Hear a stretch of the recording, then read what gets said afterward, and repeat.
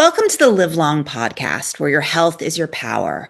I'm your host, Rachel Lehman Haupt. Welcome, Maddy. Maddy is the co-founder of AgeWave, a research foundation studying the financial and social impacts of longevity for 4 decades, and she's the author of the book, Ageless Aging. Welcome, Maddy. Thanks, Rachel. It's great to be here with you. So let me just jump off into this conversation, which Sure. is women are living longer than ever, but that doesn't mean automatically that we are living better. What are the most dangerous choices women are making about preparing to live till 90 or 100? Well, you sort of implied it in what you said opening up, and that is we know that women have won the longevity lottery. I mean, we live about average 6 years longer than men, and that sounds like an awesome thing. And most women celebrate that. They say, wow, we are doing so much better than men, but that's not the reality. In fact, women do better in terms of long life, but in terms of health span, the number of healthy years we live, and in terms of brain span, the number of years that our brain is functioning effectively, women are not doing as well as men. In fact, on average, women spend 12 to 14 years in a cascade of poor health, things like arthritis, heart disease, stroke, and diabetes, the list really goes on. That's where all the attention should be. We ought to be working to live better, longer, not just longer.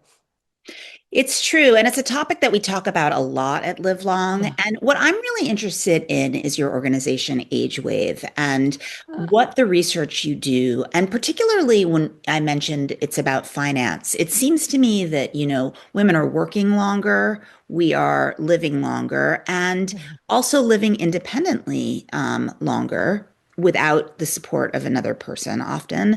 So That's I'm right. I'm very curious about how it is that women should be making decisions. For example, I'm in my 50s now, to prepare for this future of, being independent longer and living longer.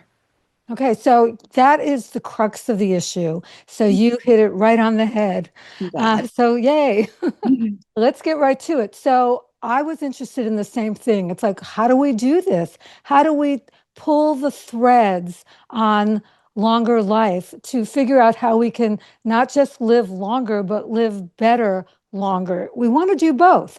So during COVID, in the beginning of COVID, I was stuck in my house and wondering, what am I going to do with all this extra time? And what I realized is that I had this Rolodex of experts at my fingertips that most people didn't have, and that this was a great time to call upon them. People, physicians, people like Mark Hyman and Dean Ornish. Dean is a friend, but researchers, psychologists, physicians, financial experts. And I began to ask them, I said, okay, imagine you're a woman, or the women that you love, what would you tell them that they need to do to live better longer? And so I asked this question of almost 100 experts. And what I learned was that there was a lot of agreement. And that came as a surprise all by itself, that there's this huge sense of agreement. Tell me let's get down into the brass tacks. Like, Yeah, what for were some sure. of the advice that, Okay, so these 100 clearly, experts gave you? okay, so this may come as a surprise, but it's not just about one thing. It's about this holistic recipe of ingredients, things you would expect, like exercise, like diet, but also things like social connection and purpose, and yes, financial well-being. These things all work together. They're not in silos separately, they impact each other. So, just as an example, you seem to be really interested in the financial side of I things. am. So finances, if you don't have your financial house in order, the impact is pretty dramatic. I mean, think about it. Suddenly your cortisol levels go up. You can't sleep at night. You worry all the time. Maybe it affects the way you eat. Maybe you exercise a little bit less. Avoid being with friends. Avoid spending money on the things that really matter that could help you live better longer, and so forth and so on. So, this is like a beautiful sort of orchestra that where all the different ingredients work together to create longer, not, excuse me, not just longer life, but more health, more vitality, more resilience, more of all the ingredients in life that make you feel like you're succeeding in life. That's a great piece of advice, holistic advice. Now, um, I was reading the New York Times last week, and there was a really interesting article about the drop in birth rate. And I'm Yeah, give me a minute to get where I'm going. But it turns out that, women are having less children in their teens and 20s now, that's right. and more children in their 40s. I personally became a mother at 42. So I have a 13-year-old at age 56. And I feel like that is a very significant statistic in this trajectory of the generation of women who are aging now, who are in their 40s, 50s, early 60s, because often we are still raising younger children. Yeah, And often we are the sandwich generation. We are raising younger kids and also taking care of aging parents, which puts us in the caretaker role. that's right. And so let's talk a little bit about that and the influence on women's health and aging. Yeah, well, caregiving will be one of the essential roles that women have to consider. Some men as well, hopefully. But right now, 80% of all caregiving is provided by women. And by the way, it's not just provided by women, it's oftentimes for women. So, yeah, we're taking care of our kids, and that's been something that we've done forever and ever. But this idea of having an older generation that really needs care, needs hands-on care, or certainly financial care. This is a new thing for our society because we don't want to be a burden to our families. Let me give you an example. At AgeWave, we do a lot of thought leadership studies, and we look at a lot of different elements of aging, longevity, retirement, caregiving. In fact, right now, we're in the midst of a huge study on financial caregiving. And I will tell you that it takes a huge toll on women in particular. It affects their health, it affects their brain health as well as their physical health, and it affects their financial well being. And they don't like to say no to their kids, and they don't want to say no to their parents. They consider caregiving both an honor and a responsibility. And we can't forget that they actually think of it, or we think of it, because I'm in that little sandwich generation as well. We This is a role that more and more women are taking on, and they're taking on with honor. It's true. It's an honored role. I mean, historically, it's an honored Yeah, role for women. It should be honored by society, by men. But what is a way for a woman who, but it also comes with a lot of pressure. a So, lot of and a responsibility lot of too. responsibility, right? Exactly. So what are the, ways that, we can take care of ourselves within our caretaking roles? Rachel, this is a really important point because we're not very good, we women, at drawing boundaries around the issues because we want to take care of the people we love. We feel like I mean, I don't know, it's just built in our DNA to care, to show care through caregiving. And what we need to realize is that we can't care well for either our children or our parents or grandparents or in-laws or whatever unless we first take care of ourselves. By the way, anecdotally, some of the people who are caregiving Alzheimer's patients ultimately end up with Alzheimer's themselves because of the way they're caring for themselves. They're taking, or actually they're not taking certain actions that could actually help them to live better longer. So what are those actions? Well, it's not a shock. I mean, eat real food. If you're looking for a silver bullet, the closest thing we have to a silver bullet, exercise. And it's not just cardio. I mean, we used to think, oh, do cardio and you're fine. No, it's a lot of other elements, but essentially it's building muscle mass because sarcopenia, or the loss of muscle, can begin as early as in your late 30s. That's a little scary. You have got to build muscle mass. And many women who want to be like really skinny don't want to. They're afraid that it's going to make them look kind of creepy, but it doesn't work that way.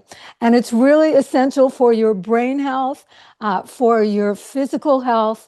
What else? Okay, this is really interesting. So I talk about muscle mass, building muscle mass. Many scientists have reported that they believe it should be a new vital sign, similar to our blood pressure or our heart rate.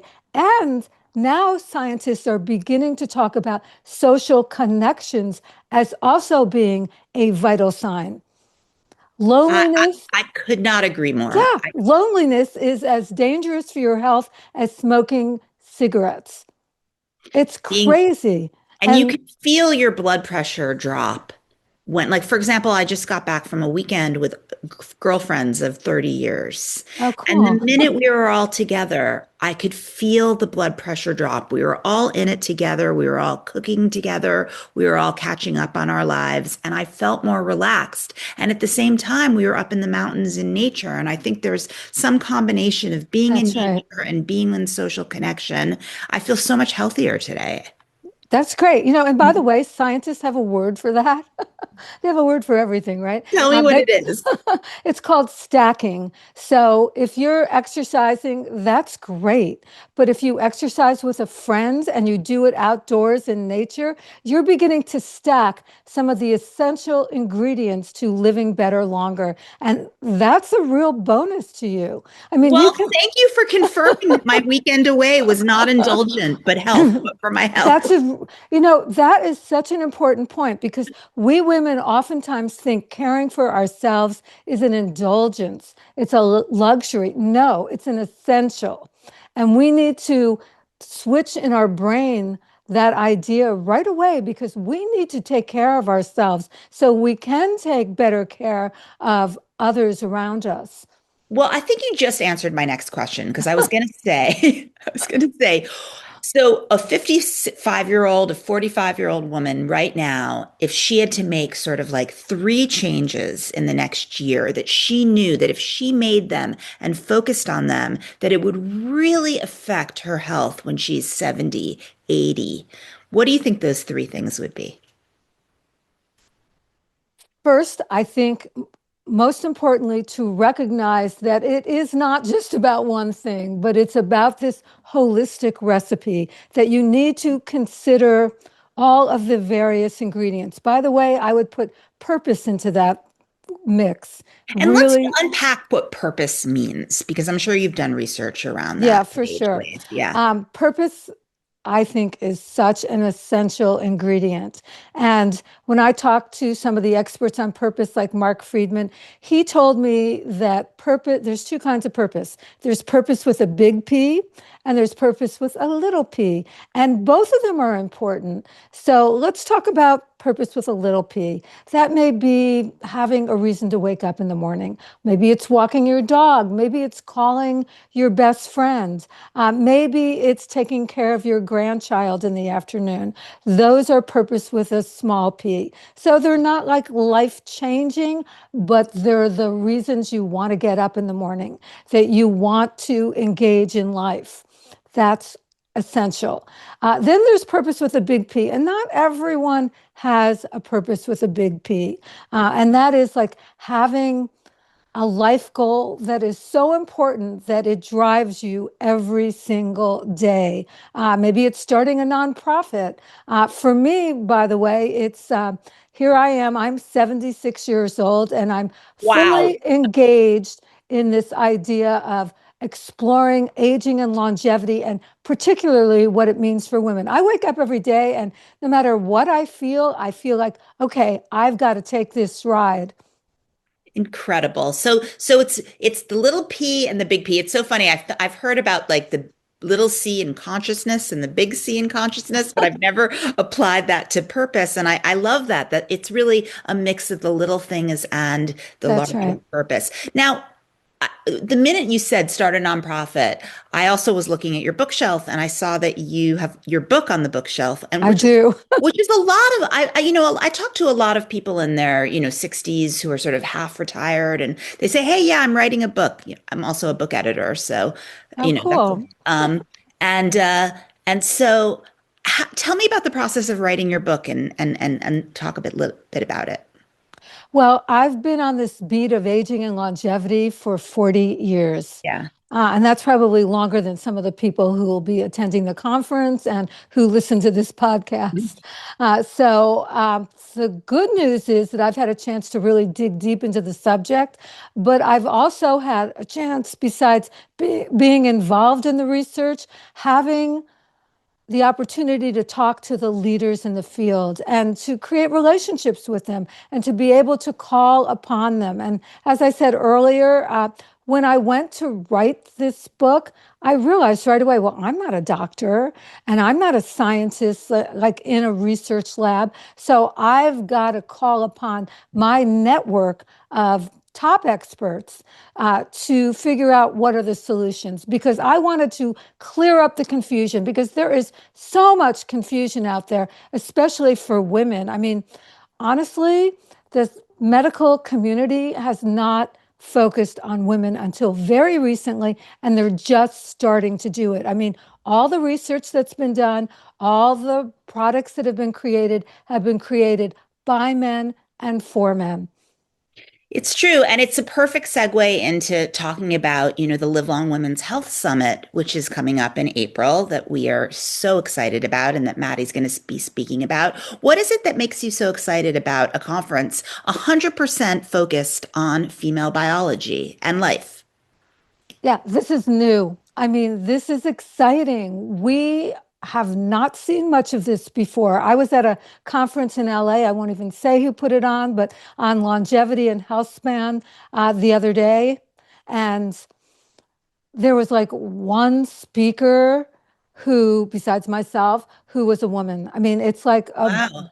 it's like a bro game and, all well-meaning and terrific guys, by the way. So I'm not trying to put them down at all. I just say that we need to make space for women as researchers, as explorers, but also we need to be the ones that are being researched. I mean, medical Data. technology, There's medical a dearth of data, all of it, it's based on men. It wasn't until 1993 that the medical community began to realize, oh, women are not just small men. They're different, and we need to include them in a variety of our different studies to gather data. It wasn't until the 2000s, 2004, I believe, that the FDA told drug companies that they ought to include women in their clinical trials. And it And doesn't even have to now be I in equal believe numbers. I believe it's mandated now, as of 2015, Yeah, that 2015. I Yeah, think that, which is not 10 years ago, it's yeah, nothing. it's Um, nothing. and I think the thing that's so exciting about the Live Long Women's Health Conference is, that it is, you know, um, of course, we are not excluding men. We have many wonderful, I think it's accomplished great. men speaking there. But instead of having it be, a bro conference that is with a women's health panel, which is wonderful. Thank God the bros are lifting up women. But I think that what makes this space so special is that we are really giving women a room of their own. Yeah, and I think we need it. And I think it's great that men are beginning to recognize it. I personally believe women and men need to stand side by side in order to help us all to live better longer. And I think women are beginning to help the men at the cutting edge see that no, it's not just about longer lives.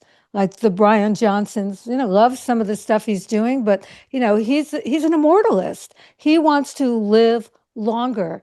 And I think the emphasis ought to be, and I think most women would agree, on improving our health span and our brain span, particularly, by the way, brain span. And moving back to that conference I was just at, very, very excellent conference. There was about 2 minutes on brain span, and the Mhm. rest was on longevity and health span. And that's a problem because in studies we've done at AgeWave, when we asked people over the age of 50, what's your biggest fear about longevity? The number one fear, Alzheimer's disease. Mm, And I've by the heard that. way, 2/3 of all people who have Alzheimer's disease are women. It's true. And I believe Dean Ornish is going to also be speaking about a study he did on his lifestyle medicine and Yes, Alzheimer's at the conference too, which will be good. great. But it's interesting. So what choices can we make now in our 40s, 50s, 60s to protect our brain? Okay, so let's try to make it less complicated. This doesn't have to be rocket science. From the science that has been done, we know that what's good for the heart is also good for the brain.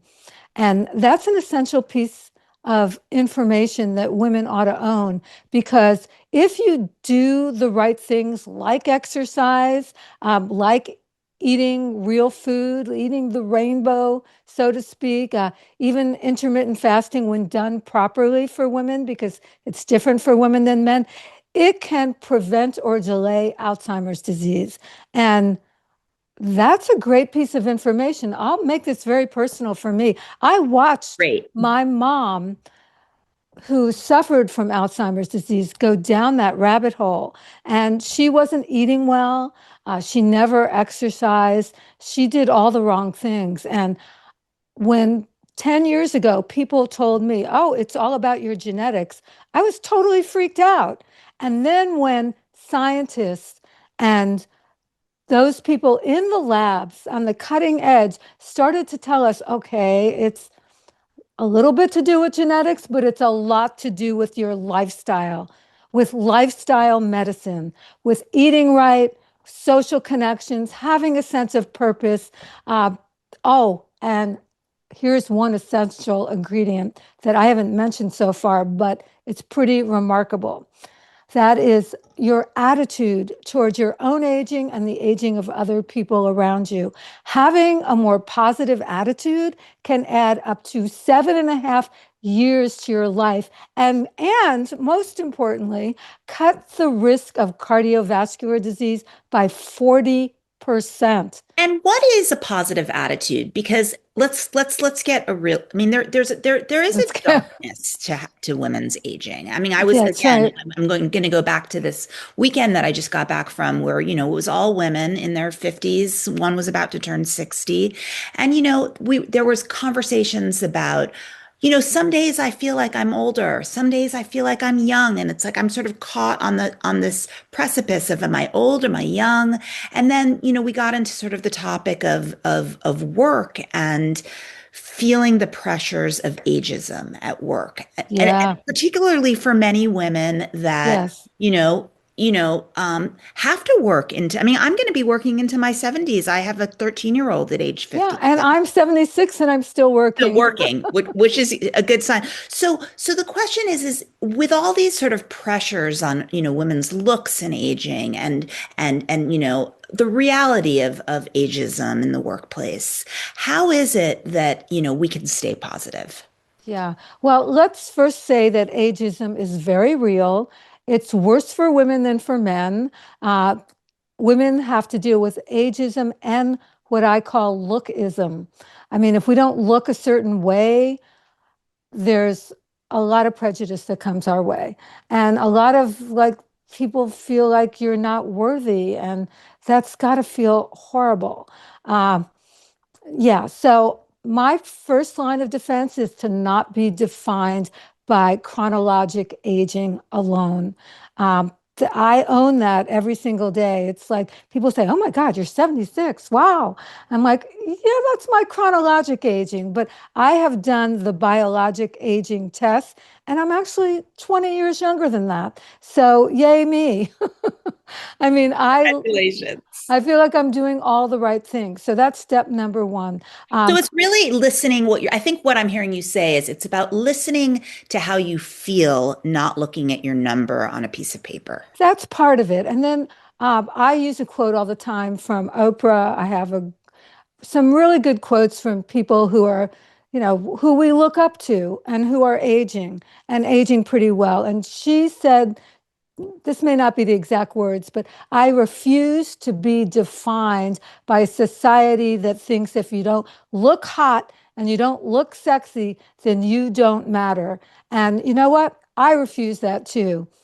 So I think that if we all say, no, that is not okay, we recognize that it is an issue, but we bring it to the surface and we make sure that those powers that be recognize that this is not okay anymore. I mean, ageism is the last accepted ism, and we need to get rid of it the way we got rid of a lot of other isms. 100%. I mean, one of the things that I love so much about Livelong, our organization, is that it's a really multi-generational. We're working, 55-year-olds are working with 25-year-olds, and I think that's a real role model for the way the world should look because, there's the idea of you can have peer mentors, but you can also have mentors, I mean, who are younger than you. Like to Yes. learn from the younger generations is just important as the younger generations learning from the older generations. And there's so much information we can share back and forth, and so much like what older adults, I believe, and what studies tell us is true, is we have a lot of emotional intelligence. We have a lot of resilience. We've been through a lot, and we know, you know what, we're going to weather this storm. To be able to teach young people who, by the way, studies also show are struggling with these very issues, let them understand what it takes to build resilience, to keep a positive attitude. That's really sharing something that's a lifetime piece of knowledge. And yet, young people, I mean, I call upon my kids all the time. Hey, how do I use AI more effectively? And it's been so much fun, and they love helping Oh, me. yes. Well, it's interesting. I'm glad you brought up AI because I was going to say that, if more and more women, and men, but because we're on the topic of women, are going to be working into their 70s now, as Yes. you are and as I will be. What do you think are the skills that matter the most that we should be focusing on, given the fact that there's AI, given, the fact that we want to maintain our cognitive abilities? Yeah, I think I love AI. I Now, do I too. I see the dangers in it. I understand the dangers. I mean, you'd have to be like brain dead not to, not to really get what those dangers are, because we certainly talk about them enough, and they're real. They're very real. But I think of AI as being one of the tools in my toolbox that make me be more efficient, make me get a lot more done, and also make me more effective. They give me a different way of thinking about what I'm considering or what I'm working on. And so I never take AI and say, ask them a question and then take it at face value. But I ponder it. I think about, okay, like, how does this fit into what I'm already thinking? And so I think it's a remarkable tool. It's like having another brain sit here and help me out. Exactly, it's your support system. It So, but is. but but in terms of human skills as well, we agree about AI. But in terms of human skills and aging, and staying in it, and so you're not affected by ageism, and so you can still have financial viability. What would you say that are very important skills to have? I think being open, being adaptable, being flexible, uh, being a good communicator. Being a good communicator, I think, is one of those rare skills that sits with older adults more effectively than it does with younger adults. We don't, my daughter once, when she first graduated from college, she was telling me how she wanted to invite a friend for lunch to make new friends in her office where she just started working. And so I said, great, go over to her desk and invite her to lunch. And instead, she sent her a text. So, and I mean, she was literally sitting 500 feet away. Somebody once sent me an Amazon package and they lived 10 minutes away. And I thought, an Amazon package to my door, you could have dropped something Yeah. off.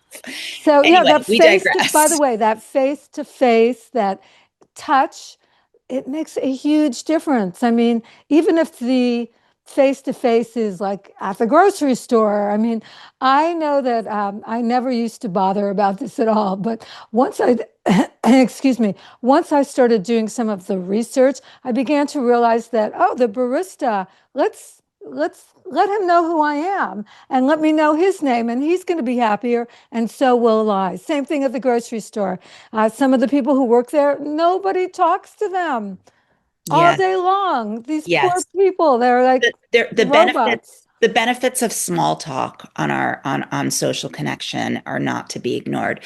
Well, listen, Maddie, it's just so great to meet you, Great and to meet you too, Rachel. thank you so much. Do you feel like there's anything else that we haven't talked about that you wanted to say? I think that women in particular have this gift, and this gift is that we have longer lives. And what we do with those lives and how we choose to live them is really in our hands. We have far more control over what those years in the second half of life look like. And that's one thing. Second thing I would say is plan for the 100-year life path, because chances are you are going to live 100 years, and you want to be sure that you have the financial, the health, the social resources you need to do that as effectively as possible. Well, thank you so much. It's very inspiring. I think that if everybody planned in every way, the social, the financial, the health, the diet, as if they were going to live to 100, we're going to all be a lot healthier in our 70s. Yeah. And you are a role model for that, Well, Maddie. So thank thank you. you. I'm trying. Okay, well, that's it. Thanks.